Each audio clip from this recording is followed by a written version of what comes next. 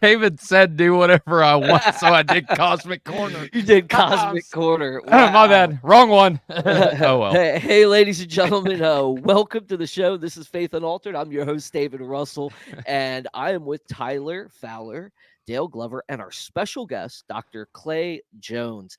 How you doing, guys? I'm good, man. I'm excited to be here. I'm excited to talk about the problem of evil. I know it's a master thesis that you're working on, bro. So, because of that, I'm really excited about this conversation. We've had tons of conversations about this, and now we've got the man here to discuss it. So, Dr. Clay Jones, welcome, sir. It's an honor and privilege to Thank you have you very here. much, Tyler, David, and Dale. Glad to be with you. All right, Absolutely. Dale, how you doing, man? You're kind of quiet over there. Yeah, no, I'm doing good. Like I said, I kind of echo Tyler. I've been looking forward to this show for a while now because I know you've been working on the problem of evil, and obviously Clay Jones, he's done a lot of work on that area. So I can't wait to hear what he has to say. Yes. So, Dr. Clay Jones, why don't you tell us a little bit about yourself and how you got into this whole field of the problem of evil? Well, I became a Christian. Growing up, I like to say my father was an atheist, my mother was an astrologer, and together we attended the United Methodist Church. And that's true. It was like my father would say he was a hardened agnostic, but he was a hard drinking, womanizing, gambling guy that I never saw. Anyway, he became a Christian, and I went, and the whole family, he became a Christian when I think I was 11, and the whole family went, wow, this is different. But when it comes to the problem of evil, I'd hear people talk about it all the time, and I'd go, I don't quite get it. And I think it's because of two things that happened to me. One, back in 1981 or two, when I was a pastor at a church, I began to understand the glory that awaits us in heaven forever. And that was my favorite thing to talk on, is the glory that awaits us in heaven forever. And I taught on that a lot. And then one day I thought, so where did we come from? I see where we're going. Where did we come from? And I began to study the sinfulness, the depravity of humankind. And as I did those two things, basically, for me, the problem of evil went away. And D. Martin Lloyd-Jones, who was the chaplain of Westminster Chapel for years, famous fellow, he said, most of the Christians' problems are due to a double failure. We fail on the one side to understand the depth of sin that we've been brought out of, and we fail on the other hand to understand the glory, the wonder that God's called us to. And I think that's exactly correct. And I think that is today the average Christian's biggest lacks, understanding wise, is the horror of the human condition without Jesus, and the blessed, we're inheriting the kingdom forever and ever and ever. And once you understand those things, the whole universe starts making a lot more sense. But most Christians do not understand those things. They really don't. Right on. Well, guys, we've just also been joined with our other co-host, Josh Davidson. He's Hey. here to tune in as well, it looks like. But Dr. Jones, you're also a teacher at Biola, right? I'm not presently, but I was a professor at Biola and Talbot for 16 years. And yes, and I still teach that now my course, the Why God Allows Evil, is only offered as a distance version. But people that take the course at Talbot have to read my book. It's required reading. And Sean McDowell does a number of the lectures, and then I do the rest. And so in a sense, I'm still teaching at Talbot, but in a distance sort of version. Oh, that's awesome. Yeah, I think I read your book a long time ago now, probably when I first started getting into apologetics. I remember when it came out. But yeah, your book is why does God allow evil? If you guys want to check that out, by all means, get Dr. Clay Jones's book. It is amazing. It's one of the ones that really kind of like I think it was etched in my soul after that. So it's an honor to have you here tonight, Dr. Jones, and thank you for your work there. And really kind of broadening my perspective on it as well. So I did want to go over what is evil? Well, as I wrote for the Encyclopedia of Christian Civilization, I did an entry on my entry. I did one of the entries was evil, and And the short way, the best way to define it to me, and this would be following Augustine to a certain extent, is just as light is the absence of dark, or as darkness is the absence of light, so evil is the absence of good. What isn't good is evil. And getting away from God, rejecting his principles for our lives, obviously that's evil. But in short, evil is the absence of good, just as darkness is the absence of light. I mean, obviously that could be unpacked for a long time, but we have a lot to talk about. Absolutely. I was gonna say, yeah, absolutely, yeah. Tyler, if you want to take question number 2, that would be great. Yeah. So real quick, we will, if we haven't already, I haven't looked at the description, but for those of our audience listening now, we will put Dr. Jones's book in the description, so you can just click the link and go to Amazon and get it. If you're watching later, we should already have that. So if you want to check out the description, we will do that right after the live stream ends, if it's not there already. Like I said, I haven't looked at it. But yeah, so the second question David has here is, why do we equate pain and suffering to evil, and is some pain actually good for us? Well, the, it's funny because in the Old Testament, in the Hebrew, moral evil is the same word as natural evil. That was evil, that was bad.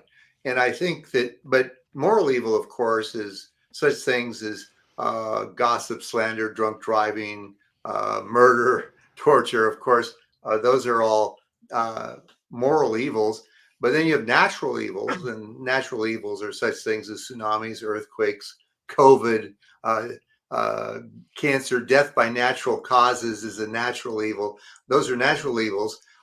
They're not the same thing, and you're right. Of course, not all pain is bad. It's saying, no pain, no gain. There is some truth to that.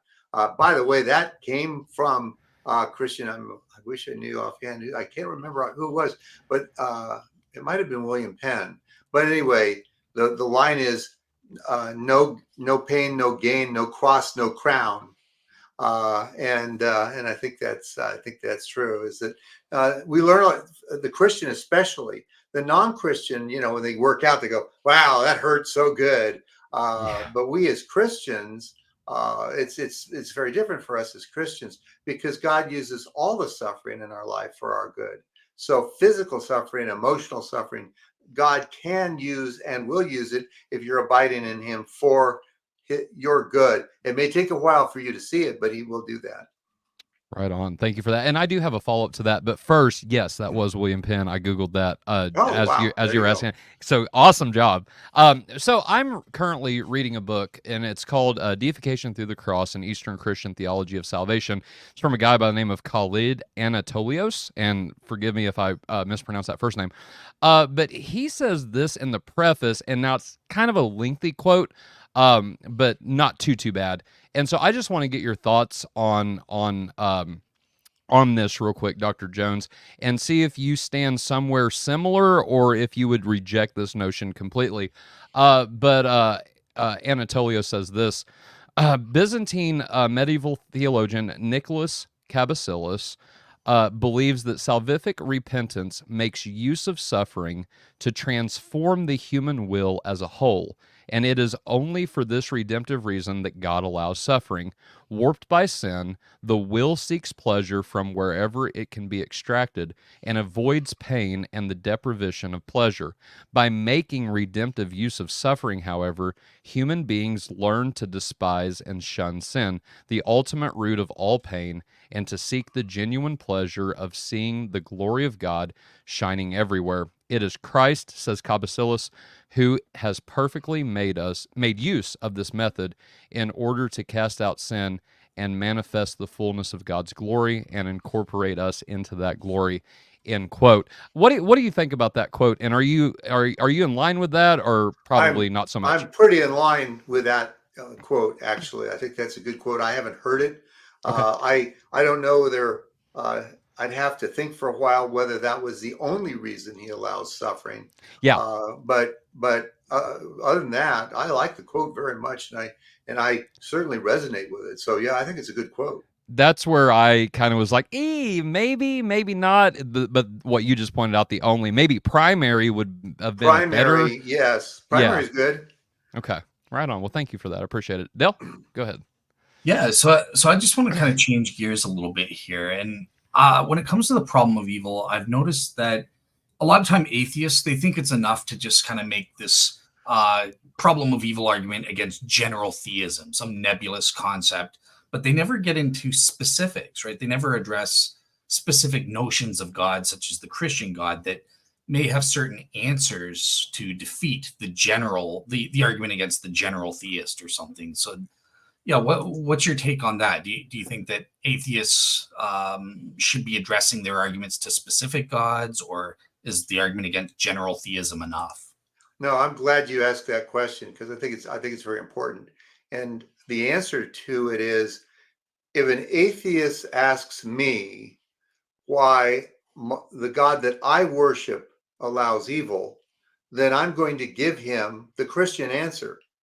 And so if he says, no, just in general, if God is all good, he desired to prevent, if God is all powerful, he'd be able to prevent evil. If he's all good, then he'd want to prevent evil, but evil exists. Well, you know what? I'm not interested in defending some sort of theistic being that might be out there in the universe, because honestly, that being doesn't exist outside of the one represented by the Bible. And so, if an atheist says to me, "Why does God allow evil?" He's asking me why the God that or at least he should be, why the God that I worship allows evil. And so I'm going to give him the Christian answer. And if he says, well, yeah, but you're giving me from the Bible and I don't believe the Bible, that's a whole different topic. We can get into why he should trust the Bible, why the Bible's accurate, whether Jesus really was raised from the dead, and so on, those kinds of questions. We can definitely discuss those, but that's a different question than why the God that I worship allows evil. Because if you're going to ask me why the God that I worship allows evil, I'm going to point you to the Bible. And if you're going to ask me why the God that the Buddhists or Hindus or whatever allows evil, well, go talk to them. Because I'm not interested in defending their God, because their God doesn't exist. Exactly. Yeah. I mean, look, supposedly this is an argument from atheists against all forms of theism, including the specific varieties. You've got to answer all of those. So Yeah, no. Also, the general problem of evil, and it's in the first chapter of my book in the introduction. Atheists agree now that the general problem of evil is stated, the logical problem of evil doesn't work because I think it was William Rowe who put it, because for any possible evil, you'd have to show why it would be impossible for God to have a sufficiently good reason to allow it. And atheists have come to the conclusion that cannot be done. You'd have to show, for any particular instance of evil, you'd have to show why it's logically impossible for God to have a sufficiently good reason to allow it. And because you can't do that, the logical problem of evil is dead, frankly. And in the beginning of my book, in the introduction, I explain why it's it. And I quote atheists that say it's dead. We don't use it anymore because you're never going to get there. Awesome. Thank you so much. So, Josh, over to you for question 4. And unmute yourself. That'll help. Cool. Can you guys hear me? Yeah, absolutely. Cool. Right on. So first of all, it's nice to meet you, Clay. I got Nice in to here a meet little you, bit late Josh. because of traffic issues, and so I apologize for my tardiness, but I'm glad I could make it. So the next question would be, how could eternal punishment be considered fair or just? Many deconstructed Christians will argue that people can't be eternally judged for temporal sin and still be within the realm of justice or fairness. Well, I And in wish your we could book, get off and do a program on deconstructed Christians, but we can't right now. But I'm I'll back for just part 2. Yeah, there's a yes, I part was just two. gonna say. I have a very strong. I have, by the way, a blog out there, clayjones.net, entitled "Most Christians Aren't." But anyway, as to your, the larger question regarding hell, the question That's a big one. It's one I've spent a lot of time on. And I think Mhm. one of the things for people to understand is, first of all, God isn't judging you because, somebody commits a sin and God's going to send them to hell forever for committing a sin. No one that I know really believes that. God is going to send those who go to hell because they're rebellious sinners that don't want to be with Him. And in my book, I have a chapter on is eternal punishment fair? But let me give an analogy that has been very helpful to me. Uh, Jeannie and I couldn't have children on our own. We took in abused foster children for years. Had the we took them in from as young as 6 months to 18 years old. And we at one point we had three preteen teenage girls living with us at the same time. And in that 2.5 year period, we had the police at our house 7 times. But anyway, one day the girl we had, because we wanted the girls to have every kind of possible comfort they could. We had a jacuzzi in the backyard. We had membership as a part of our association to a club that had pools galore. We uh, each of the girls had their own rooms. The girl that I'm going to talk about in a moment, her room was beautifully appointed, beautiful furniture. She had nice clothes, and one day she ran away. And Jeannie and I were devastated that she would run away. And uh, about a year later, she called up crying and was talking to my wife and said, I think I've ruined my childhood. And we had followed her, through relatives of her, finding out what was going on. And we know for a fact that she was very promiscuous. And anyway, so here she was. She ran away. She calls my wife and says, I think I've ruined my childhood. And my wife says to her, why did you run away? And she says, because you wouldn't let me have a boyfriend. Mm, She was 12. mm, I mean, but we told her that she could come back and live with us again. She didn't want to because she didn't want to be under our rules. mm, And I quote a lot of people who say the same thing. The famous one by uh, William Ernest Henley, Invictus, where he says, "It matters not how straight the gate, nor charged with punishments the scroll. I'm the master of my fate, and I'm the captain of my soul." In other words, I don't care if you punish me. And with this girl that ran away, she's living on the street. We had gotten her braces, and they were literally rotting her teeth. She didn't want to come back and live with us. Why? Because she wanted to do her own thing. And I'm convinced, and what most of us would consider her existence living on the streets to be hell on earth. But she wanted to do her own things. And I'm convinced that that's exactly the case with the occupants of hell. They could be with God. As USC philosopher Dallas Willard put it, he says, I'm convinced that God will let anyone into heaven who could, in fact, stand it. And I think there's a real truth to that. Non Christians don't want God. And there's only two places you can be. You can be with God or you can be away from God, but there's no in between. right. Jesus said, "Whoever is not with me is, or whoever is not with me is against me." So, Yes, indeed. So I think it, there's a partial follow up to the second half of the question here. And I don't know if that was that something was that just was that was question number 5, Josh. okay. I was gonna say Yeah. I couldn't tell if that was meant to be Yeah, separate or that's not. my So I didn't fault want to step because into it. it didn't transfer the numbers over to Okay, you. no worries. But yeah, and to follow that up, on page 94 of your book, you did say something that I thought was just like it kind of like opened my world in the way of thinking about this. As you said, a lot of people think of hell in one certain way, but hell is otherworldly, and that's what I was going to ask you about. And could you describe what you mean by that? Well, one of the things is that hell, and Christians have to be careful not to depict hell as even worse than the Bible does. mm, And what I mean by that is, and I quote a couple of guys who, for instance, I think not one of the old preachers, not Spurgeon, not Finley, I don't remember, but he says, in hell, every nerve of your body is going to be as full of as much pain as it can hold. And I've quoted that to my classes many times. And I say, what scripture is that? Now, I'm not saying that hell won't be a terrible place, but we need to make sure that we don't make it sound even worse than it is. Also, Jesus said that, you know, if your right hand causes you to sin, cut it off and throw it from you, because it's better to enter life without a hand than to go to hell with your whole body, where he says the worm does not die and the fire is not quenched. Everybody, just about every commentator that I know of, thinks that the worm that does not die is a metaphor.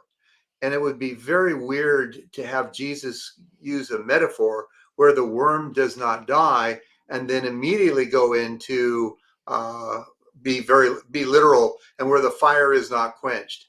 We don't know exactly what hell's going to be like, but we do know that it's a place you don't want to go. And Jesus is using terrible imagery to make you realize that hell is a place that you don't want to go. And so, anyway, I think that we need to be aware of that. So it is otherworldly. We don't know what's hell going to be like. I don't know exactly what hell's going to be like. I know it's a place if if you take the scripture seriously at all, it's a place you don't want to go.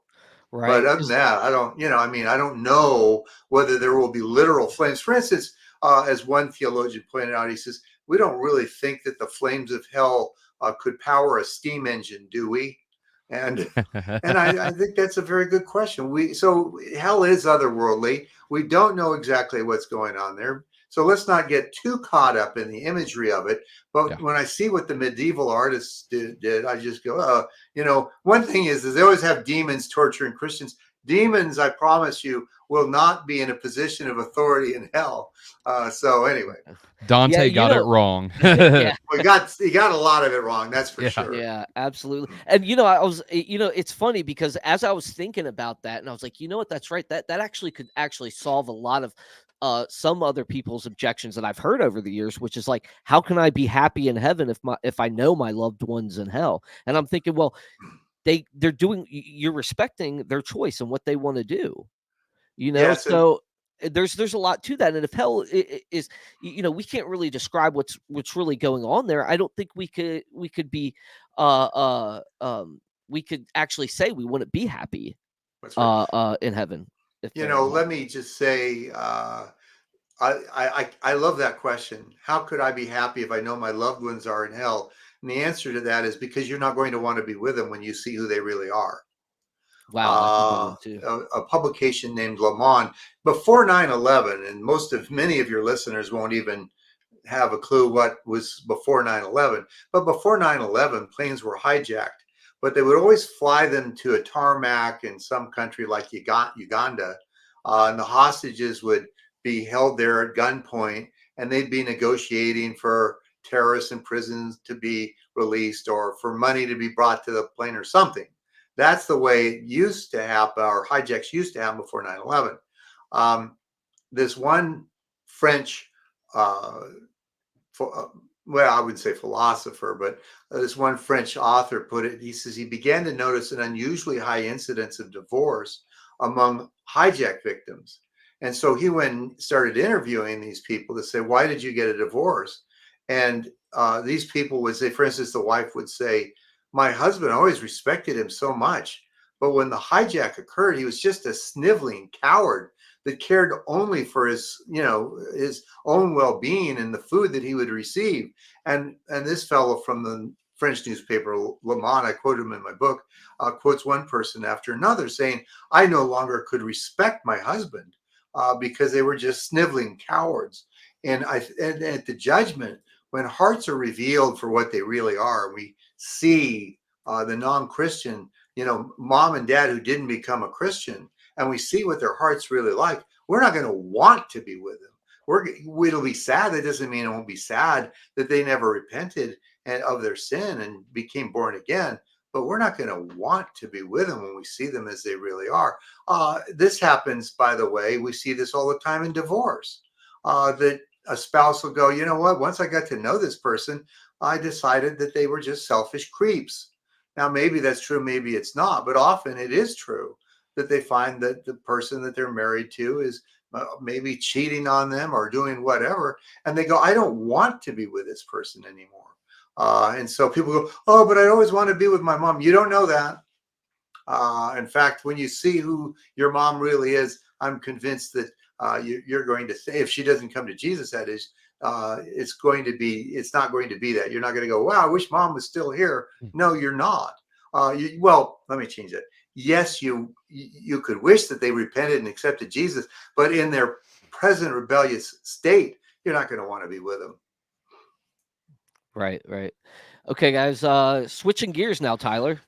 All right. Before we get to the next question, I do want to give a shout out to our sponsor for today's video. Logos.com is coming in hot, and they are actually offering $100 off one of their base packages. And if you enter, let me put it on the screen real quick, it's also in the description. If you just enter that link, logos.refr.cc/Tyler Fowler, you can get $100 off a Logos base package. I use this Bible software every single day. I absolutely love it. Have used it on the show multiple times and highly, highly, highly recommend it. They only do this every so often, so jump on your chance now to get Logos for $100 off by using the link posted on the screen, as well as the link that's in the description. Same link, so you can screenshot this, type it in, or just go to our description in this video and click it, and it will take you to where you need to go. But with that being said, by the way, before we go on, yeah, I was using it just a few minutes before we started the program. Yes. So there you go. Clay Jones recommends Logos. I do. I do. I was using it today. I love it. All right, and also I do want to give our audience just a heads up. If you have a question for Dr. Jones, you can put that in the chat. We are taking questions now. As always, super chats get priority. And so with that being said, like I said, just put @FaithUnaltered so we can see it, and we will get your question to Dr. Jones. We're getting a few to come in now, so thank you all for that. Okay, so without further ado, the question is, what is the origin of natural evil? Yeah, the origin of natural evil is actually pretty simple. And that is, once the Lord told Adam and Eve, you are free to eat from any tree in the garden, but from the tree of the knowledge of good and evil you may not eat, for on the day that you eat of it, you will surely die. And Satan convinced Eve out of that, said, oh, no, you won't surely die, but God knows on the day that you eat of it, your eyes will be open, you'll be like gods, knowing good from evil. So basically, what Satan was doing, and this is very important in this discussion, is Satan was telling Eve, God's not acting in your best interest. And isn't this what teenagers think? When a parent forbids a teen of doing something, they go, I said to my parents when I was like 12, 13, I said, you're mean. Other parents let their kids. What am I saying? You're not acting in my best interest. Anyway, Eve ate from the tree anyway. And one of the major things that the Lord did, and it's a huge, huge, huge thing, is he looked at planet Earth and he said, I curse you. He cursed planet Earth. He said, cursed is the ground because of you. The ground is cursed because of Adam and Eve's sin. And what sickness, what disease, what cancer, what COVID, whatever cannot have come into our world by God cursing planet Earth. Now, that being said, some natural evils are the result of humans doing evil things. Arsonists, for instance, here in California, we definitely deal with arsonists. In fact, some of the big fires you've read about, we find out later were done by arsonists. Well, actually, obviously, that's the misuse of a free will to, cause evil. They even now, it used to be if you said this, you would be banned from, they would Facebook would shadow ban you, but now more and more people are coming to the conclusion that the COVID itself, this is no longer, people are now taking this seriously. The COVID itself was engineered in a Chinese laboratory. I don't know that that's true or not, but if it was, then that'd be another example of a free creature using their free will wrongly to hurt well, other people. Thank you for that. Right, awesome. So I'm sort of curious about boundaries. The question of, like boundaries of reality that God might have set up in the original creation. So there are things like pain, for example, right? There's a debate: is pain in and of itself evil, or is this just an example of a boundary? A boundary of reality, right? If you're walking through and you stub your toe, well, that isn't evil. That's just the way reality is set up to establish boundaries of creatures. Right. Yeah. Well, one of the things it's important to point out is that natural laws must work in regular ways if our actions are going to mean anything at all. And so, in that sense, there are boundaries because because natural laws work in regular ways. People have said to me, why did God allow Hurricane Katrina to destroy New Orleans? Hmm. And my response to them, I always love that question. My response to our questions like that, my response to them is, well, let's think about it just for a minute. We built a city below sea level, and we built it with walls that we knew for a fact could not withstand a hurricane more than a hurricane category 3. So we built the city below sea level with walls that we knew were incapable of stopping forces that were a regular part of our environment. It wasn't like when they built, New Orleans, they went, hurricanes only go to 3. And then when Katrina came along, they went, wow, hurricanes go to 5. Who knew? That didn't happen, Yeah. and we always knew that. And so, yeah, a lot of things in this life that you bring up rightly. You know what? Don't do certain things because you can get severely injured by them.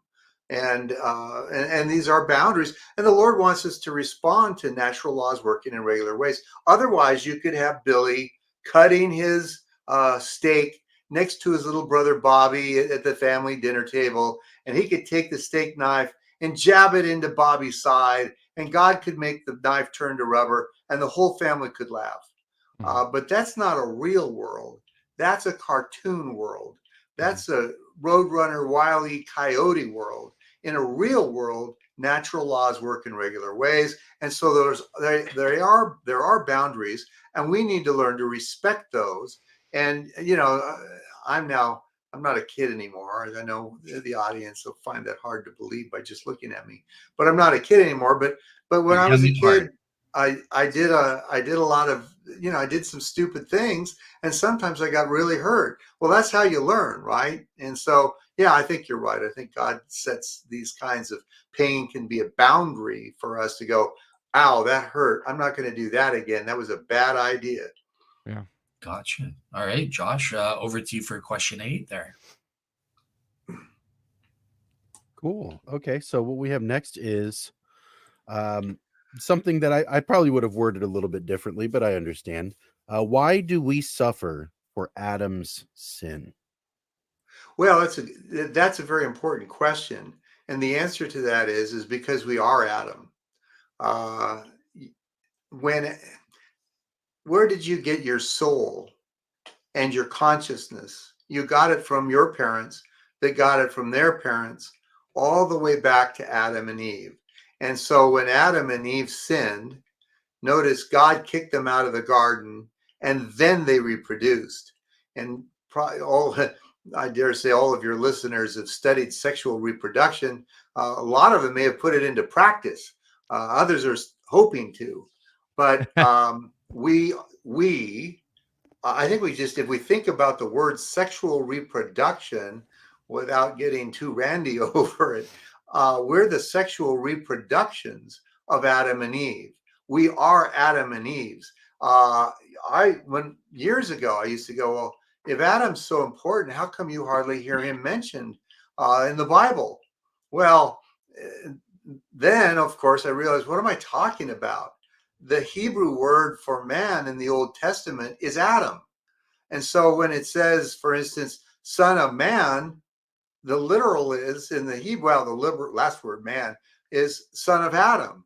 That every time you read, well, not every time, but almost every time that you read the word man in the Old Testament, it's Adam, because that's our identification with Adam. We are Adam. And until you become born again, you're all members of Adam's family, and that's all you're ever going to be is members of Adam's family. And Adam's family hasn't fared well. And but here's the good news: you can repent and be born again into a new family, and you don't have to just keep being a member of Adam's family. But the reason we suffer for Adam's sin is because we are them. They are us. Now, there's more to it than just that. That's traducianism. There's a big word for you. It comes from the Latin tradex for vine, and that we're like a vine that came from Adam. We're kind of like poison ivy in a way. I mean, the vine goes on, but it's still poisonous even after it grows very, very big. It's still poisonous, and even we're poisonous just like the vine is until then. Now, I think there's other reasons too. I think federal headship is true, that God created you, or that God created Adam, and that Adam was a federal head of our, who we are. I think that that's true. I think that there's a thing called seminal identity, and that is that there's a sense that we actually were present in Adam and Eve when they sinned. Now, it's true that we didn't have individuated consciousnesses. We didn't. But we were, in a sense, if you think about it, we were, in a sense, there. We came from them. And so that's, seminal identity. And, anyway, there's other theories, other explanations. I shouldn't call them theories because honestly, I think they're all true. But for me, the biggest one is we are Adam. And we inherited his nature. He couldn't pass on something better than himself. He could only pass on himself, and here we are. Yeah, I think that's actually really good, and it brings me to kind of like the next question, and I think these kind of roll into this is you talk about the planet being cursed, right? And I was wondering like how much of the fall actually affects the earth because obviously there's a curse, but before the fall, we were called to subdue the earth.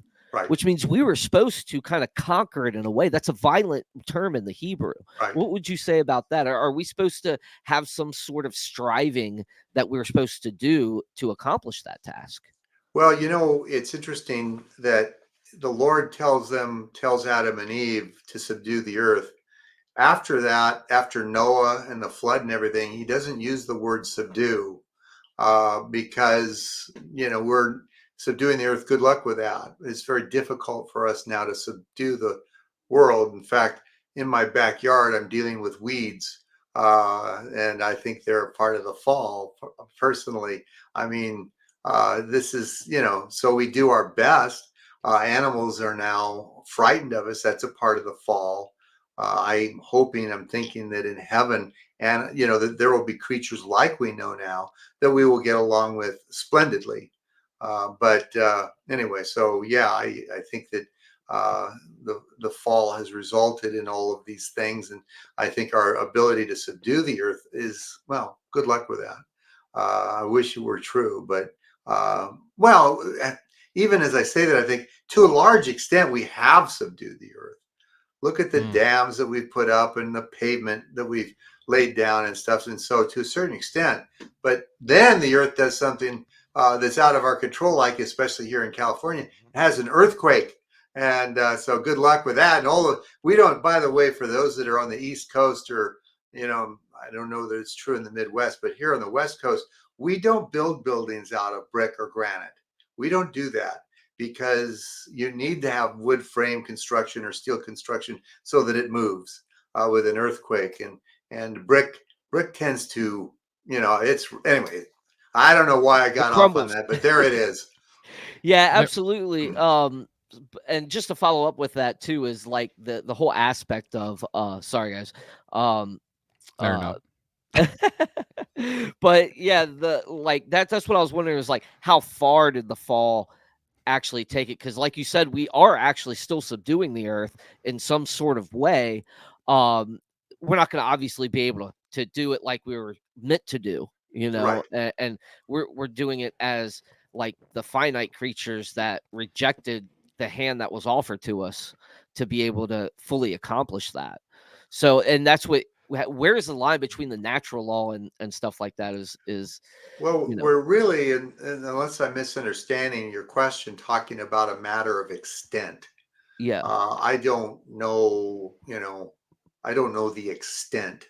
I do know that the world is not a place that it was supposed to be. That the whole idea of cancer and COVID, and well, we weren't even supposed to die. Adam right. and Eve weren't Right. supposed to die. So I mean, it's extensive. Exactly where that line is, no, I wouldn't be able. I mean, I don't even wouldn't want to give a rough guess because I don't know where the line ends on that, where the line is drawn on that. That's beyond me. All right, Tyler. All right. So I actually, because it's relevant, I want to go to an audience question just real quick. And this is Jamie, so Jamie's an audience member of ours, and so I just want to talk directly to him for just a second. Because of the Vipers and Diapers comment, Jamie, I about didn't show your question. But I love Jamie, so I will. What is your view, Dr. Jones, whenever it comes to total depravity? Well, I'm very glad. Thank you for asking that question. Yeah. Because Jamie, because that's really important, and a lot of people misunderstand it. I have a very dour view of human sinfulness. I don't Mm, think I don't think there's any such thing as a good non-Christian, and we can unpack that if you want. But mm, people, I think, sometimes will go, "Oh, that sounds like Calvin," because I know he was really down on humans and he was into the total depravity thing. I'm really an Arminian. I've got news for everybody, and I point this out in my book. Arminius was agreed with Calvin on on the point that no one ever does anything good apart from the Holy Spirit. mm. And so, if you wanted to, you could say that Arminius was a one-point Calvinist, I mean, so yeah, there's there's no there's no there's no error between Arminius and Calvin when it comes to believing that humans are not good. That Arminius agreed with that himself. All right, thank you for that. And then Jamie asked kind of a follow up. Why haven't you fled California yet? Because I'm with Jamie, so I don't. I'm in Indiana. I don't deal with earthquakes, but I deal with tornadoes, and so yeah. But why haven't you fled Well, if I California was yet? going to flee California, it wouldn't be because of earthquakes, which are scary to be sure, because you Be don't the know. total depravity that's there. It would be, the fact that our government is, led by a lot of clowns that are overseen by monkeys. Mm. No, I shouldn't have said that. Anyway, I need to respect the governing authorities, but that doesn't mean I can't say they're doing stupid, immoral stuff because they are. And anyway, if I was going to flee California, it would be because of that. Because otherwise, I love the weather and it's a beautiful day outside, and so and we live in a nice part of California. We don't live in we don't live in Los Angeles or San Francisco, where, in fact, I haven't seen a homeless person on the street where I live ever. Oh So wow. anyway, but other than that, I get the point. And sometimes my wife and I'll say we should move to like Texas or Florida or something like that. But I think we're a little older now, and I don't think we're ready to make that big a transition just to get away from a government that's completely corrupt. All right, thank you. And then let me pull up the private chat real quick. There it is. All right, so the next question then that we have for you, Dr. Jones, are death and decay different from corruption? Well, it depends on what you mean by the word corruption, but the Hmm. Bible uses corruption in some contexts synonymously with death and decay.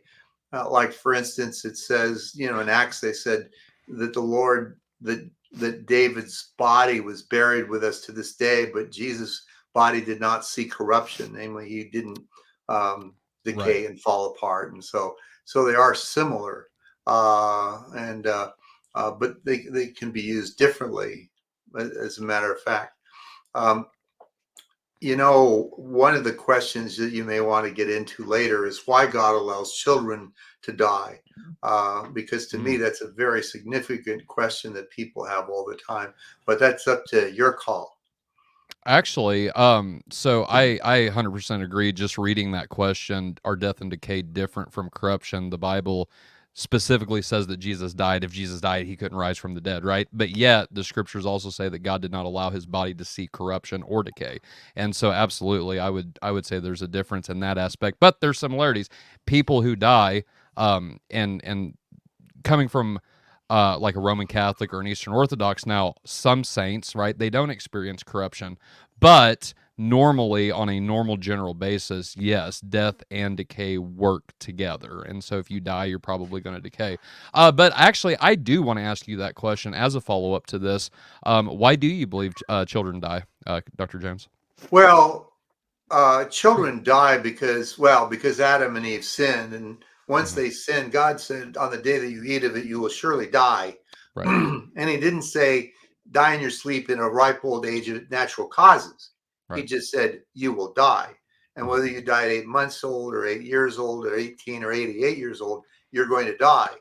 But the reason most children die is because of natural laws working in regular ways. And when somebody says to me, it's unfair for God to let children die, that he Mm. understands letting older, or she understands letting older people die, but not isn't it unfair that God would let children die? And I always actually really like that question because I like it. I always come back with them and say, well, let's think about it just for a minute. Like, and for instance, they really don't. I'm sorry I said it. They don't. I don't think I've ever been asked by anyone ever why God lets children die. I've Every time I'm asked a question that relates to that, I'm asked, why did God let 7-year-old Kaylee die of Mm. leukemia? That's the way the question is typically asked. Why did God let 8-year-old Braden roller skate out into the street and get hit by a car? Right. That's the kind of question that I'm typically asked. And I think most people that are talking on the topic I'm talking on will agree with that, find the same thing. But then when they do, I'll say, well, it's not just Kaylee, right? Uh, I mean, you don't think any child should die of cancer, do you? 100% of the time. No, of course, God should not let any child die of cancer. And then I'll say, and it's not just cancer, right? You don't think God ought to let children die of other hideous diseases? No, of course not. God shouldn't let children die of other hideous diseases. He shouldn't let children die of disease at all. And I'll say, it's not just disease, right? You don't think that children should be killed in automobile accidents or maimed, Mhm. crippled in automobile accidents or other kinds of accidents. I'm not try it. Try what I'm saying on somebody that asks that question. And what you'll get 100% of the time is no, of course, God shouldn't let children be maimed or crippled in car accidents. And I said, and they shouldn't be raped, right? Oh, of course, 100%. Of course, God shouldn't let children be raped or molested or abused or whatever. So Mhm. finally, I say to them, so actually, what I'm doing here is a reductio ad absurdum, which Mhm. means reduction to absurdity. Mhm. So finally, I'll say to them, so to what age do you think children should be indestructible? And at that, most people laugh because it's ridiculous. The idea of indestructible children is ridiculous. Yeah. One mom once, or I should say, one student who happened to be a mom said 12, blurted out 12, but that quickly falls apart. I Yeah. mean, you don't really think children should be indestructible until they're 13. And on their 13th birthday, all of a sudden, look out. And not only that, as we were talking about natural laws working in regular ways, is children need to learn you can get hurt by doing these things. And I Yeah. remember my parents, as a Christian, would tell me stories about little boys and say they did this and they got hurt. Don't do it.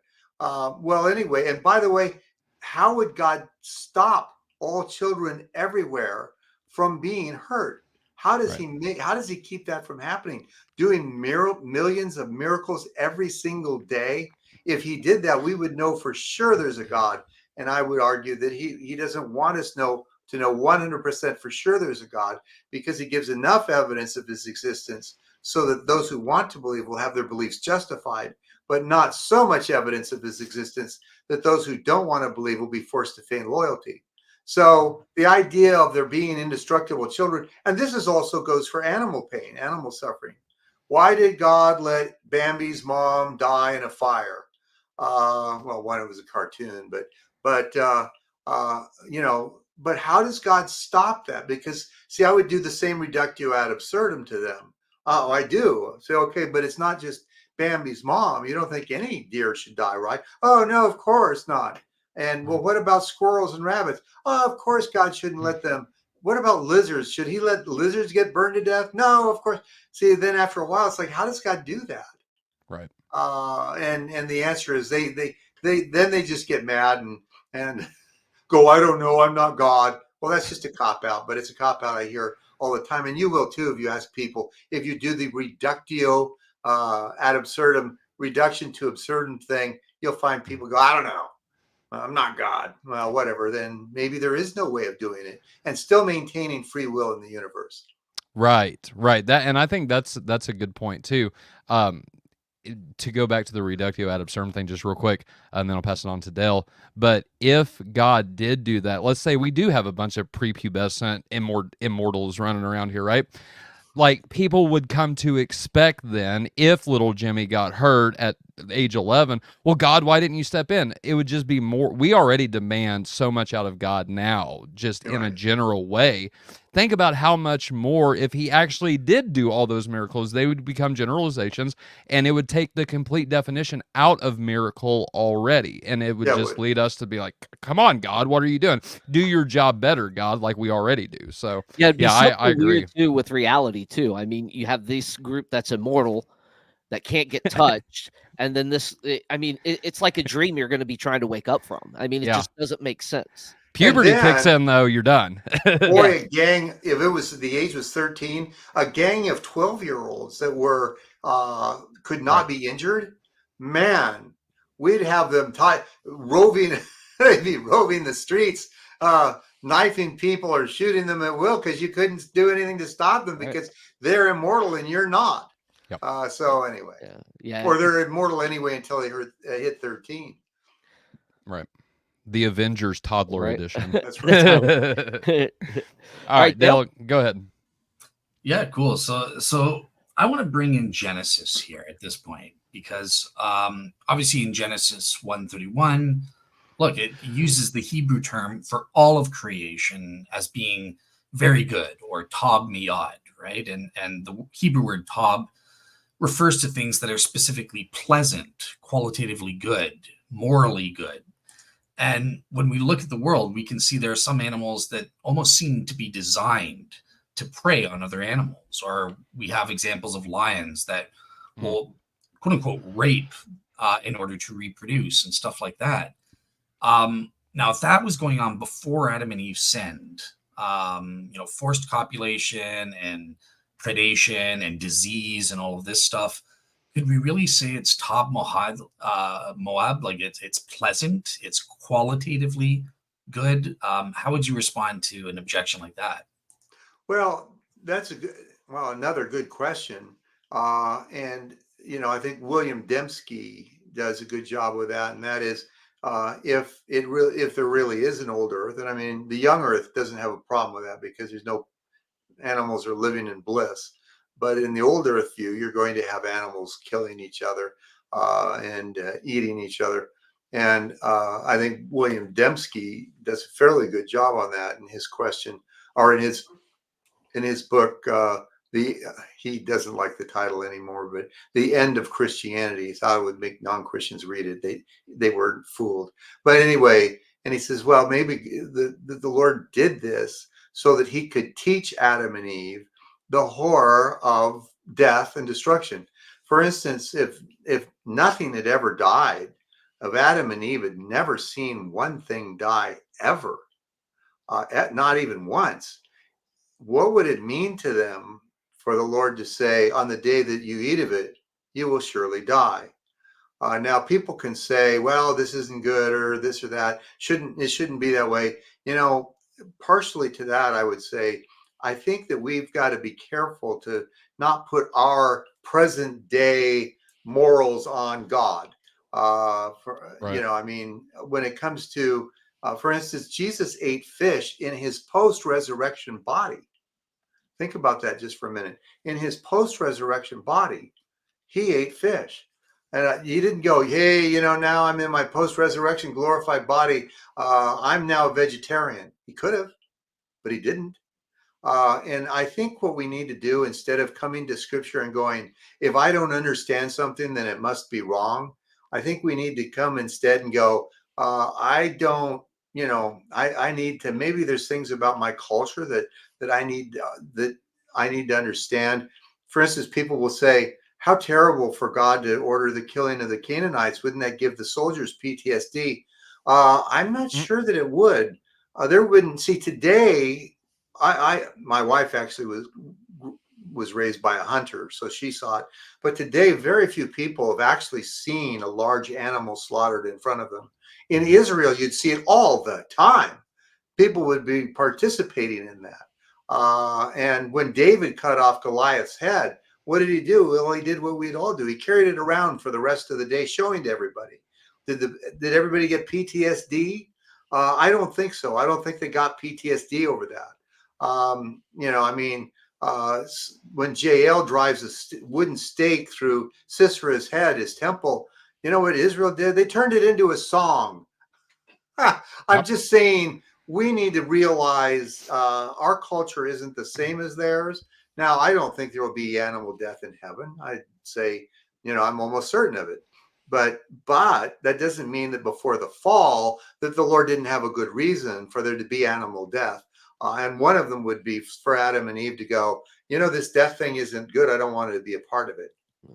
Yeah, Dr. Claby, what would you think if like someone were to view that like animal predation and death and decay in the natural world versus Eden, right? It obviously wouldn't have been in Eden, but like it would have been in the natural world outside of the garden, for the simple fact is God was making a life permitting universe that has stuff like animals that are amoral creatures that have to take care of the planet in some sort of way, like causing an equilibrium, just kind of like the wolves did in Yosemite, or was it Yellowstone? Yellowstone. Yeah, That's a good Yellowstone. example. Very good Yeah, and example. there is a different rule set for that. There is a whole different like paradigm for that. And I mean, is that good to hold? I mean, because I you think see that's like very, death, the beauty of like the fall. The leaves are dying. They're decaying right in front of you, and there's a beauty to it. I You know? like that very much, David. And the Yellowstone example, I think, is a very good one. If animals never died, if they never died, but they reproduced, well, the world would very quickly be overcome. I mean, with animals, I mean, after a while, you wouldn't be able to move. There'd be so many animals.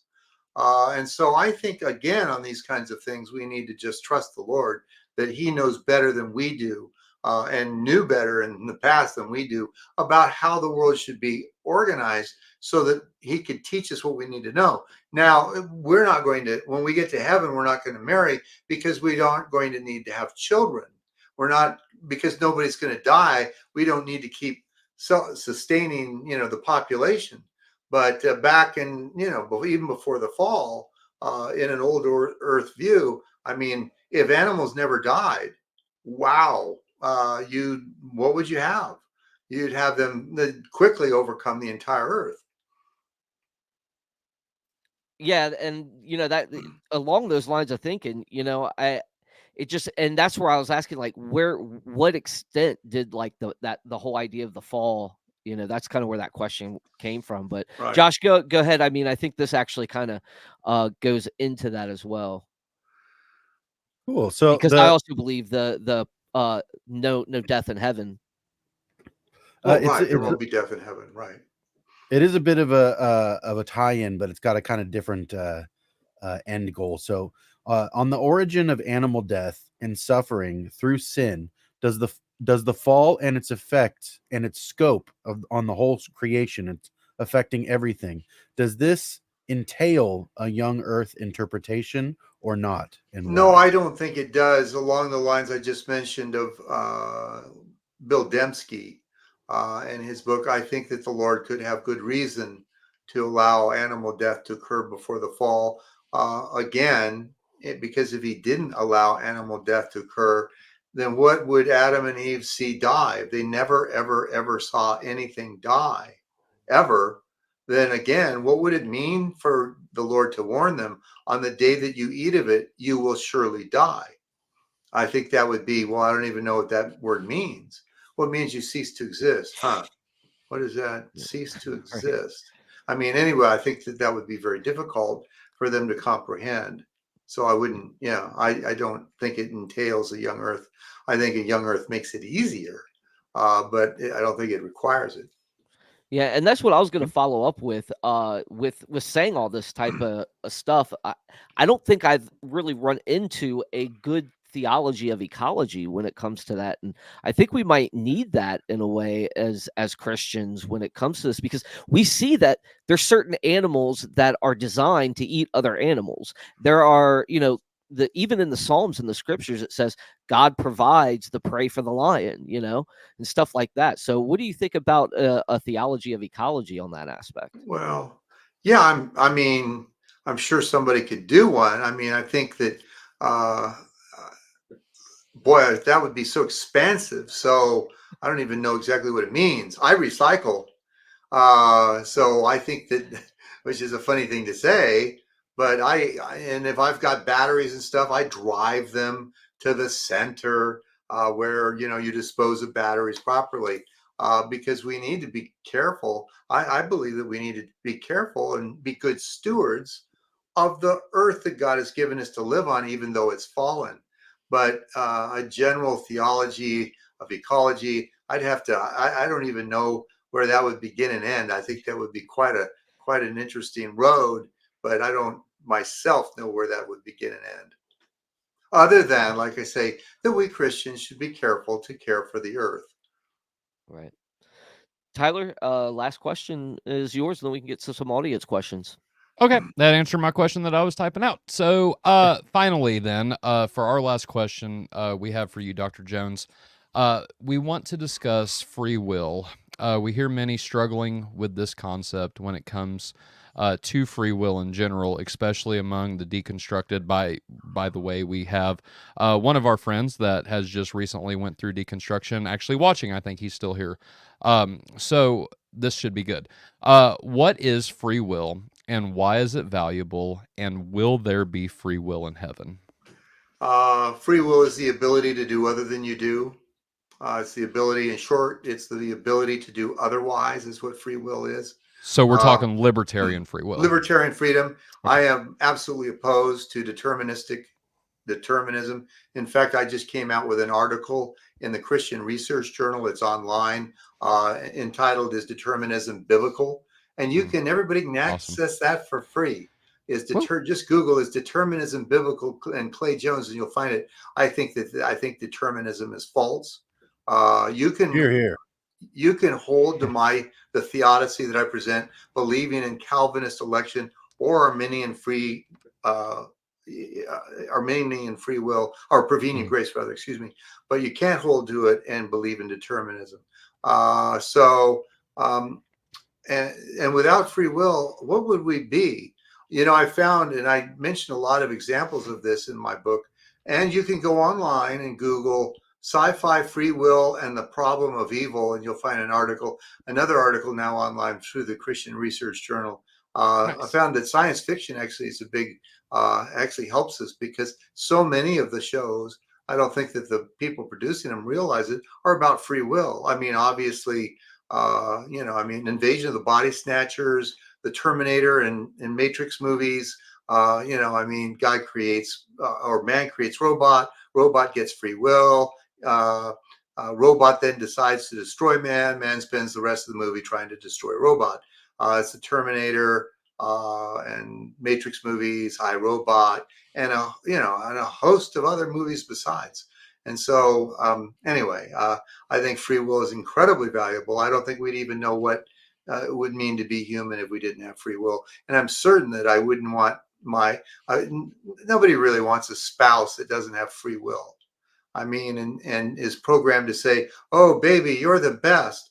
Nobody really wants that. That'd be nuts. Everybody realizes that a robot spouse is no more than 3 steps above inflatable. Well, they are making AI They spouses are. for the You're a sickie if anyway. You need help. yeah. You need Josh help. Josh For the and I both spousally impaired, you know. Yeah. Josh and I Spousal. both came out of Calvinism, and so we absolutely agree with you about determinism, Dr. Jones. So thank you for explaining that. I appreciate it. But all right, guys. Well, David, do you want me to Yeah. read the question from our Ye- former Calvinistic friend here? Absolutely. You can start the question answer, run that tech for us.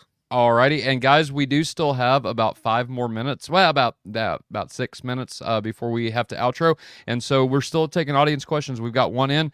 Again, super chats get priority, and also I just want to take this time to say real quick, if you would like to support our ministry, if you like what you're hearing on this show, or if you like what we've done in the past, and you want to support our ministry financially, you can do that one of 3 ways. You can do that, and everything's in the description. We take PayPal, Venmo, or Cash App. All of those links are in the description below. Or you can support us by giving super chats. At the bottom of your video, you'll see a little $sign. Click that $sign. Follow the on-screen instructions after you click super chat. And yeah, it's pretty easy to donate to us through super chats actually. So YouTube does a really good job with that, I think. But the audience question that we have so far is from the Freed Thinker, or Tyler Vella, and his question is this: is it a moral, even to allow Yeah. or cause a natural evil when you could prevent or stop it?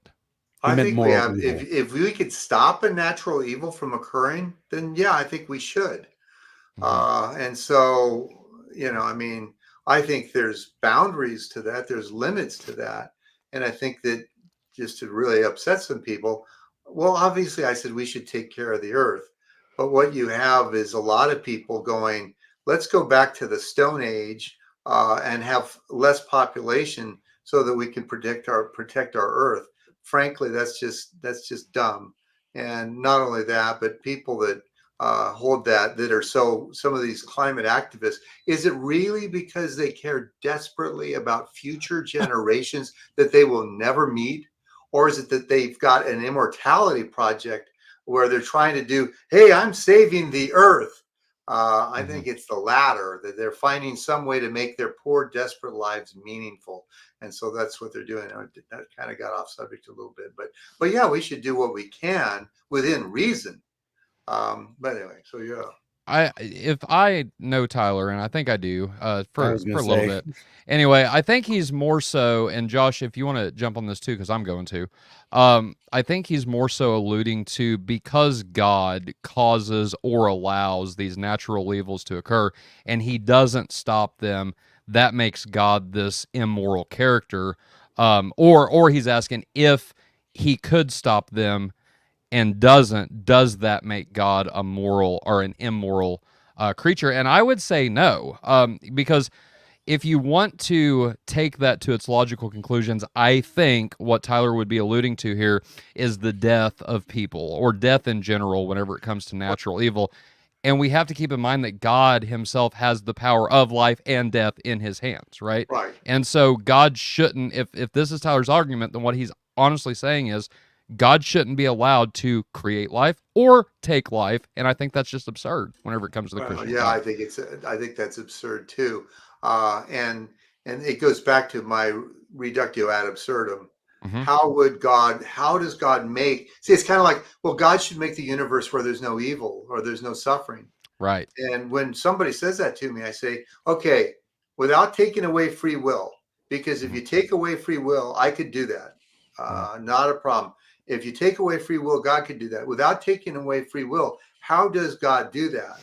And the general response that I get to that is, I don't know, I'm not God. Mhm. Well, you know what? That's a cop out, because if you're saying that God could have made the universe so that there was no suffering, Mhm. but you don't know how he could have done it.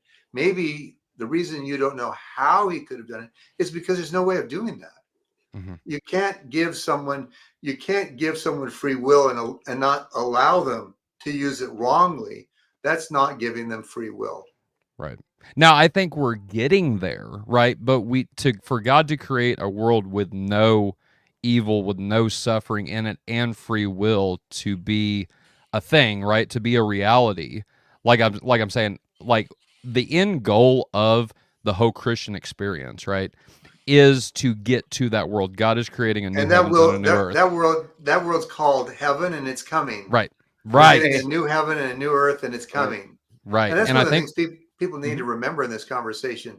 It isn't that God allows, yes, God allows evil, but he's not going to allow it forever. right. So, and I think we No. just need to keep that in mind. Yeah, and I think we've given multiple reasons for why God allows evil. Given the name of the show, or the name of the episode this time around, go back, listen to it. I think we've given some really good. But the thing to keep in mind is what Dr. Jones said. We are progressing to a world where there will be no evil, there will That's be right. no crying, suffering, and death, and that's what we got to keep in mind, and we got to keep our eyes on the future. So. Amen. With that being said, do we have any more? I know we're getting down to the nitty gritty here. Nope. David, do you have No, I anything don't else? think we do have any more questions. But I do want to say that, like, I've always thought this is, you know, we're finite creatures, right? Mhm. We started with a blank slate, and I think God really did a mercy putting us in the garden, and letting us try it one way, but always knowing that it was Christ, that it was our plan A, Yeah. you know. He, That's right. Well, yeah, Jesus, the fact that humankind sinned, we're actually better off with humankind sinning, Adam and Eve sinning, than we would have been if they hadn't sinned, right. because they sinned, the Lord sent his son Jesus to be tortured to death on the cross, and that was the opportunity for us to see how much he really does love us. Yep. And I've always said that, Jesus was plan A, and it was a mercy that God allowed us to have a pre-fall That's state. right. You know That's what I right. mean? That's So, right. like, he said, "Hey, look, I know you're not going to do it, but he's a merciful God." Right. And, it blows my mind that people can just say, "Well, he created us to fall." We're finite creatures. We would have fell anyway. Yes, that's right. It's like, you can't expect a baby to get behind the wheel of a car and drive perfectly safe. Right. We have to grow. We have to learn. And that's our very nature from the start, is That's growing right. and learning. And we're at our best when we are learning and discovering. Mhm. So, That's but right. again, thank you, Dr. Clay Jones, for coming on. It's such an Yes. honor to talk to you. I've been a fan for so long. Well, thank you. You It's been know, a pleasure to be with you, gentlemen, and yeah, I thank God for what you're doing, and I'm glad that you Thank you. don't hold to determinism. So, anyway, yeah, thank you, gentlemen. A pleasure yeah. to be with you. Yes, Thank you, sir. Dr. Thank you. Jones. Thank Okay, you. goodbye. Bye All bye. right, bye. All That right. was great, guys. I That mean, was I had a fun. great time. It makes you think. I mean, these objections to evil and how you don't deserve hell and all this stuff. I mean, Yeah. I think they fall apart when you actually examine them philosophically. And I would love Dale's opinion on this too. What do you think, Dale? Yeah, Dale's been super quiet tonight. Come Yeah. on, Dale. What are you doing? No, well, I was just trying to, because I knew we had 14 questions and we had that strict Yeah, time limit. So I'm like, no that's messing true. around. But yeah, sorry, what was your question, David? I was Why is there asking you. evil in the world? No, what I was basically asking was, and I wanted your You don't opinion on expect me to this. pay attention. Come on. Well, you're Canadian. I don't expect I anything. listened to Clay. Waterboarding with milk. Yeah, waterboarding with them. No, But like, seriously, like, what I was asking was, like, philosophically, once you think about these things, Mhm. I think the arguments and the objections against fall apart.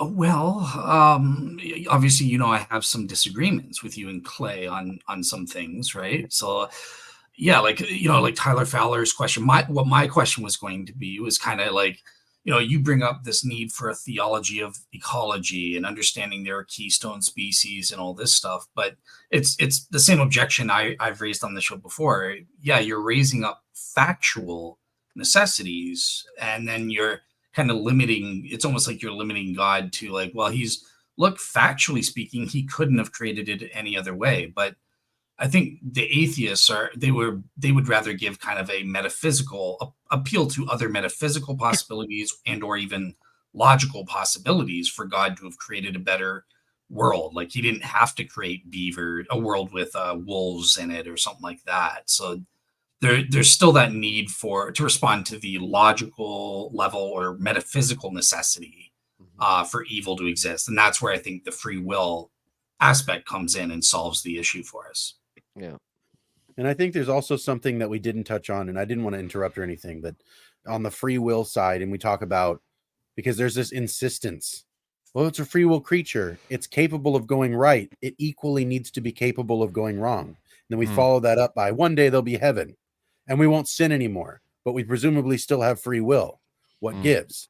I think experience, wisdom, and prudence are the antidote to the wrong use of free will. And by then, when we're fully unified to Christ, we'll have also the blessing of knowing what it means to be a fully restored image of God, not being an image of God having never fallen, but being born into a world of fallen consequence and finally being restored into a proper image. I think will be the safeguard against which we won't have a reason to fall anymore.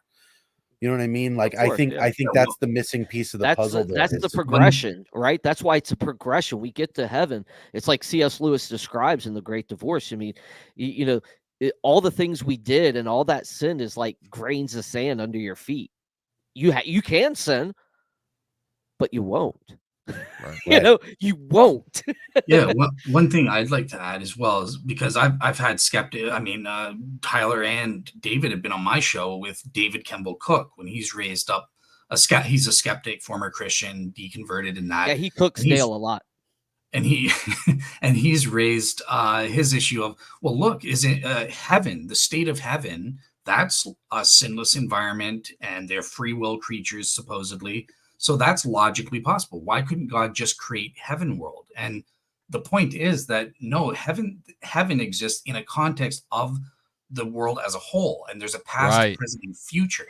God can't just create the end state, the new heavens and the new earth, and all is la-di-da. No, we had to. The claim is, at least, that because of our free will, it was necessary for us to go through the phases of creation, including the fallen world, to arrive at the new heavens and the new earth. So you can't just pluck, well, the new heavens and the new earth is logically consistent. Yeah, at time 3, but not at time 1. You know what I mean? Yeah. Before we get to that audience question that whoever pulled it up on the screen, I just want to say I agree, and that's what I was trying to bring out in that last question, right? Is that it's not necessarily you can just skip the suffering, right? Because the scriptures tell us that, yes, we go through suffering, but the weight of that the weight of the suffering isn't even to be compared to the glory that we shall receive. Glory and suffering go together, right? And so we would not have I'll put it like this, the heavenly world without sin, without tears, without suffering, would not be possible so time 3, like what Dell said, would not be possible without time 1, right? i.e. the fall. These things go hand in hand together. They have to. And then just to bring in what Josh said about the restored icon model, which is what you were articulating, if you didn't even know you were articulating it, but the restored icon model, it's so, if you don't know what that is, please Google it. We don't have time to get into it right now. But basically everything that Josh said is this climax, this ultimacy of what we will become and who we are, who we were designed to be, right? And that is the reason we won't go back, because you don't, I don't want to say evolve, right? It's more of a progress of getting to the intended destination that was set beforehand, right?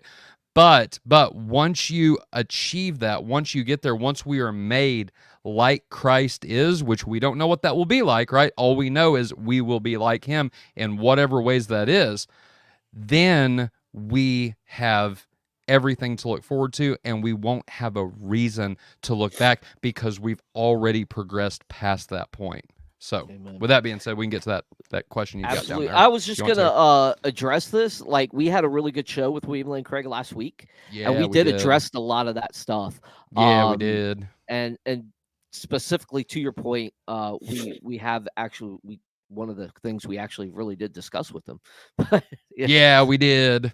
yep. Go Anyways, watch the video. go watch the video. Yeah. He So raises Chris raises that, yeah, like God, he's saying, well, under presentism, God knows the present future. It's almost like it's well, the predicted future. But since the future itself doesn't exist, therefore God is not in a cage called time where he can know. So like, I think what Chris's objection here is, first of all, it's false. God knows the future tense facts, right? But William Lane Craig and I differ in one respect, even though we both take the A theory of time. So William Lane Craig will say that he doesn't take what's called a truth maker maximalism position. I do, right? So that basically the correspondence theory of truth says that you have a truth bearer, which is a sentence, a statement, something like that, a proposition. And if it corresponds to a truth maker, right, in reality, that reality is what makes that statement true. Now, William Lane Craig has said, with respect to future tense propositions, you don't necessarily need a truth maker to actually exist. I do take the truth maker maximalist position. So what is it that exists that his future tense knowledge is based on if the future doesn't actually exist at this time? I think it exists in his knowledge of his own causal potential and actualizing one sequence, what that potential will actualize in sequence. So I ground it in God's causal potential and his knowledge of that. Right. See, I think people like don't take God's omniscience. Now, granted, I get people mean different things when they say omniscience, right? We have dynamic omniscience. We have all kinds of different omnisciences, right? But it's like if you're going to assume that God knows everything, right? And I know we're getting into philosophy and probably a different show that we are, by the way, going to discuss with two different people coming up on Faith Unaltered very, very soon. Dr. David Bradshaw is going to be number one, and then Dr. Nathan Jacobs is going to be number two, that we're going to get an orthodox view of the understanding of how the Greek fathers understood time and eternity and how all these things work. But so tune in for that. So I don't know where I was going with that, so I'm just going to say it was a promo to advertise those shows. Subscribe to the channel if you haven't yet. Like what we're doing here. Give us a thumbs up. And please, y'all, if you can't financially support us, you can support us one other way, two other ways, really. Number one, and the biggest and I think best way to support us is simply pray for us. Keep us in your prayers or your morning, evening, whatever prayers. Anytime you pray, please pray for us as individuals, as well as us as a ministry. And the other way, it takes a little bit more, but it's not too bad, I promise. Share our stuff. Share our stuff on social medias. We all know you guys have social media. You can't not have social media and be watching us right now. so if you have a YouTube channel, repost our stuff on your YouTube channel. Tell your friends about us. Tell your family about who we are, where we're at, what we're about. We are a multi-denominational channel, and so we've got a whole lot of different perspectives. And the beautiful thing about this, guys, is so many times we can come together and agree on certain things. Now, granted, Dr. Clay said some things that Josh and I were like, but the point is we respect and you know, David and Dale, whenever we bring on Eastern Orthodox and Roman Catholics, we all have this mutual respect for each other where we're not trying to just shoot somebody down and say, you're wrong, you're wrong, you're wrong. There's a time and a place for that. We call it debates and informal discussions. But but with interviews like this, the goal is to not prove wrong. The goal is to find out what this person we're interviewing believes. Do we push back? Absolutely, we push back on some things. But I think that's the beauty of Faith Unaltered, is that you have, and I used to say, if you guys watch CSG a long time ago, I used to say all the time, perspective is everything. And here is a channel, and hopefully we'll be turning into a network very, very soon, where you get multiple perspectives on a lot of different things. And so, y'all, there's no reason not to tell people about us. So please do that. Please pray for us. Please share us. And if you can financially support us, we definitely need the money to keep going like we do. There are bills to pay. That's the world we live in, unfortunately. And so please prayerfully consider financially supporting us as well. We love you and we appreciate it. Yep. And guys, we've got a lot, like I said, like Tyler said, I agree. We've got a lot of good content coming up, a lot of perspectives. Yeah. You know, I'm continuing on with my Problem of Evil series. I'll be doing some stuff for that in the near future. You should make a Um, playlist for that. I should. And You should. also, I'll also be still presenting and confronting deconstructionism. So we're gonna keep doing that. I think it's important. I think we need to get ourselves that exposure to be able to get on the front line and handle these objections that these people have, and be able to give reasonable responses, especially to people that tune in that want to know the answer. Here's the thing now, David. I just looked at our comments, and apparently now, because if anybody knows Spanish, please let me know. But I don't, and so looks like we need to get a translator. Something about a book, livre. I think I recognize that from my French training. Okay. Deuce. I don't know if that I think it's God. is it. I think so. Maybe two. So forgive us, Roberto. We don't know. So if anybody can translate that in the comments, please do. And if you're interested in possibly coming on here and translating for us, that'd be great. Also, I want to give a shout out, and not a shout out, but more so a recommendation. We are going to be looking for moderators very soon as we continue to grow and as we start reaching out and our ministry starts expanding. We're going to need moderators in the chat. And so if you are interested in becoming a moderator for the Faith Unaltered channel, which basically means you have full authority to, I think, kick people. I don't know what it all goes into. Josh, maybe do you know a little bit about that? Or David or Dale, do you guys know what a moderator exactly does in the Basically, chats? a moderator's allowed to warn comments, mute commenters, and boot people if they're given that ability. Okay. But basically, it's somebody who's acting as a stand-in for one of the regular hosts when they can't have the attention span to watch the chat. Right. They can do everything except block you from coming back.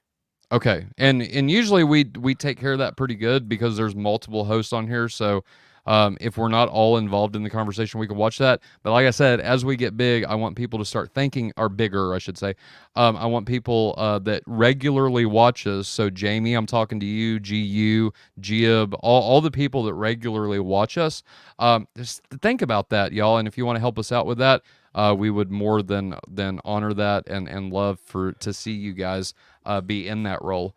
And so that's open to anybody. Yep. Email me, faithandaltered@gmail.com, if that is something that interests you.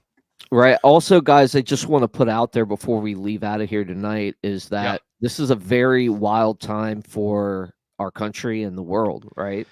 And we've got protests, violence, anti-Semitism, everything, and we need prayer. The country needs prayer. The world needs prayer, so keep that also in mind as whether you disagree with the protest or agree with them, I would like to talk about it in an upcoming open mic a little bit, as long as we don't, we'll keep it civil.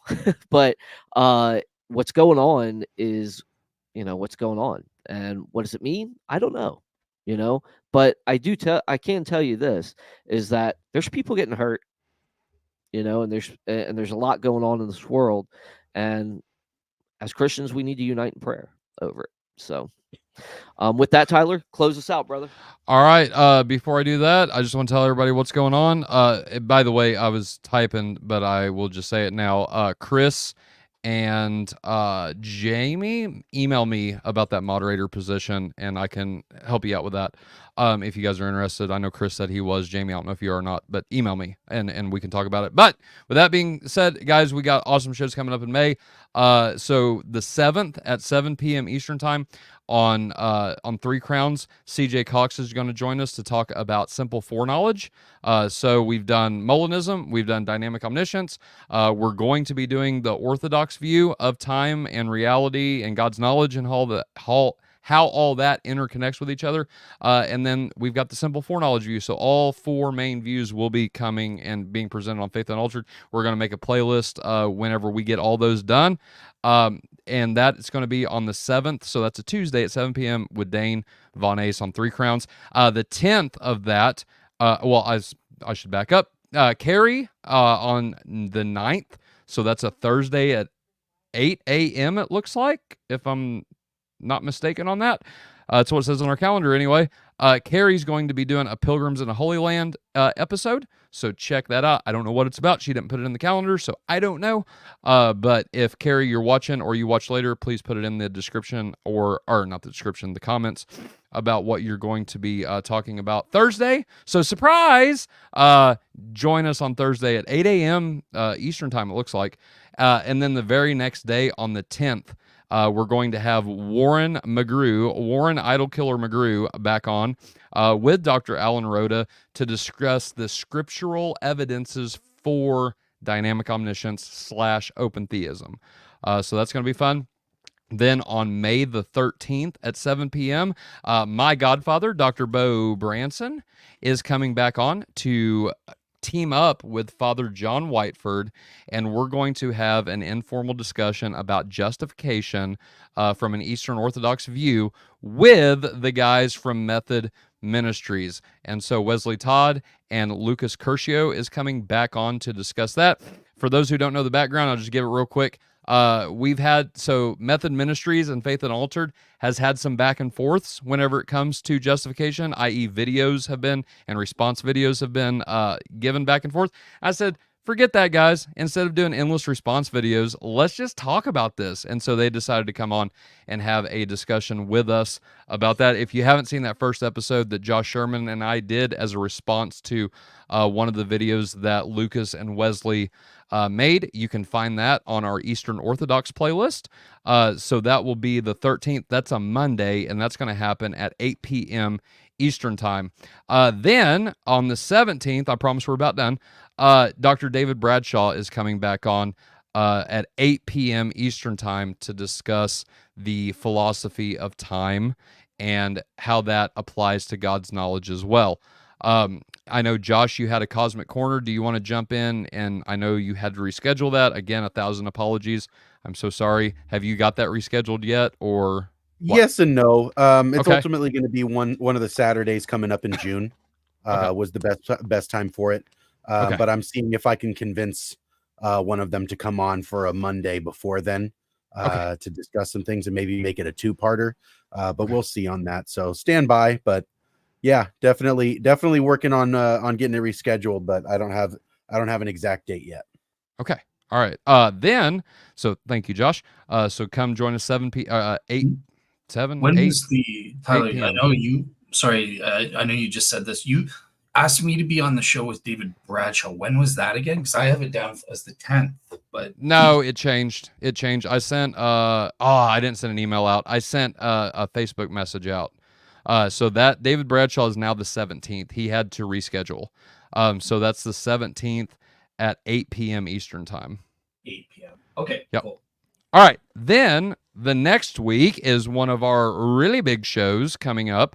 So if you have not seen the Quran episode that we just did, please check that out. What does the Quran say about the death of Jesus, or Jesus's death?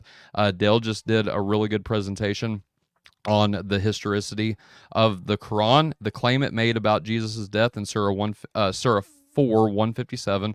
And I had to bounce out early on that episode. Say, yeah, I bored him to death. He No. didn't make it half an hour, and he was gone. I got sick, and I had to go lay down. So my apologies for that. But from what I hear from Dane, that was a really good episode. But then, so now it's such a good episode that we have Shabir Ali coming on. So Dr. Shabir Ali, yes, you probably know him from debating James White at some point, is coming on the show. Dell got a hold of him, and so we thank you, Dell, for getting a hold of Shabir for us. But he's going to come back on.